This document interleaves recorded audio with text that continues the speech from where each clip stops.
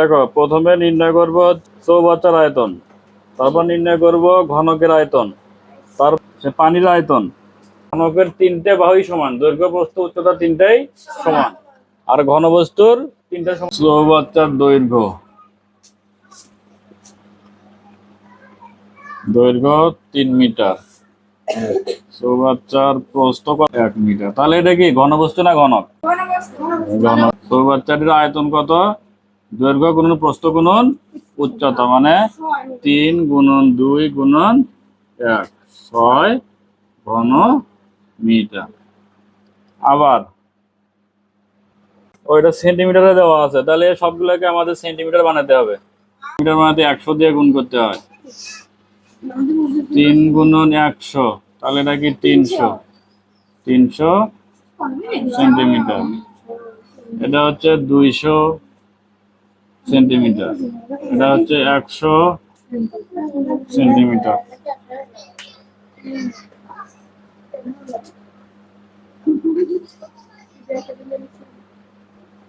তাহলে এখানে 300 গুণন 200 গুণন 100, তাহলে 3 দুগুণে 6, 1 2 3 4 5 6, 1 2 3 4 5 6।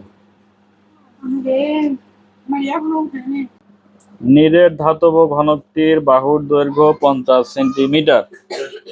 ধাতব ঘনকের বাহুর দৈর্ঘ্য 50 সেন্টিমিটার। নিরেট ধাতব ঘনকের ক্ষেত্রফল।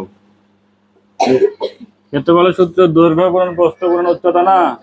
তাহলে এর যদি এক বাহু 50 হয়, ঘনক মানে কি সবগুলো বাহু সমান, তাহলে দৈর্ঘ্য 50, প্রস্থ 50, উচ্চতা 50। তাহলে কি এখানে কি হবে? 50 গুণ 50 গুণ 50, তাহলে 5 5 25, 5 25 125, 0 0 0 ঘন সেন্টিমিটার। তাহলে আমরা পেলাম কি? চৌবাচ্চার আয়তন বের করলাম, তারপরে ঘনকের আয়তন। এটা তো ক্ষেত্রফল না, এটাকে বলা হবে আয়তন। খালি চৌবাচ্চার মধ্যে রাখা হচ্ছে এই ধাতব ঘনকটা।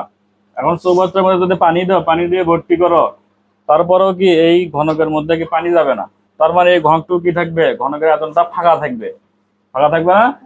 তাহলে পানির আয়তন কোনগুলো হবে? এই ঘনকটা বাদে চৌবাচ্চার বাকি যে আয়তন গুলা, সেগুলো হবে পানির আয়তন। এটা একটা চৌবাচ্চা, ঠিক আছে, এর মধ্যে একটা ধাতব ঘনক দিলেন, এই ঘনকটা হচ্ছে ফাঁকা। এখানে যদি পানি দাও, তাহলে কি হবে? এই ঘনকটা ফাঁকাই থাকবে। তাহলে পানির আয়তন কতটুকু হচ্ছে? এই পুরাটার আয়তন থেকে যদি আমরা এই আয়তনটা বাদ দেই, তাহলে কি পানির আয়তনটা বের হবে না?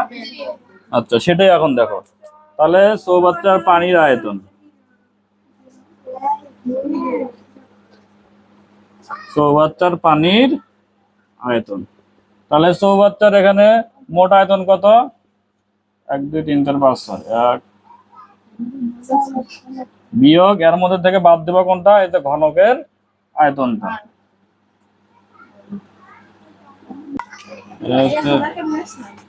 ঘন সেন্টিমিটার। পানি দেওয়ার পরে ধরো এখন চৌবাচ্চা এখানে থাকার পরে এর উচ্চতা আছে এখানে, পানির উচ্চতা আছে এখানে, এই পর্যন্ত আছে পানির উচ্চতা। যদি এখান থেকে ঘনকটা তুলে নেওয়া যায়, কি পানির উচ্চতা বাড়বে না কমবে? উচ্চতা কি নিচের দিকে আসবে না? আরো তো কমবে। এটাও চৌবাচ্চার ক্ষেত্রফল বের করতে হবে। তো চৌবাচ্চার ক্ষেত্রফল তো আছেই।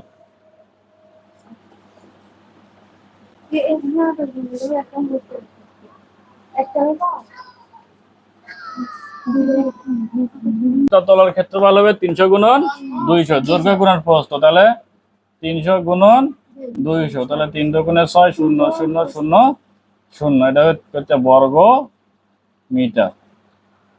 এখন ঘনকটি তুলে আনা হলে পানির গভীরতা কত? তাহলে ঘনকটি তুলে আনা হলে পানির গভীরতা সমান, এখানে পানির আয়তন কত পাইছি আমরা?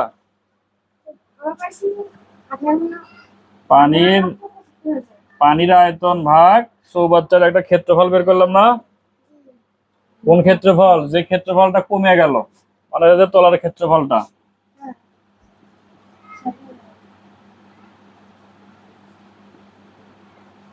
চৌবাচ্চার তলার ক্ষেত্রফল। তাহলে পানির আয়তন পাচ্ছি 587, 5000, আর এটা 600000, ভাগ করো 1 2 3 1 2 3। 5875-কে 60 দিয়ে ভাগ করো। আচ্ছা, 97.9 পরে কত আছে? 2 বসলাম, 97.92। এটা হচ্ছে কি? হ্যাঁ, সেন্টিমিটার। না, এটাই আনসার। ক্ষেত্রফল, ক্ষেত্রফল।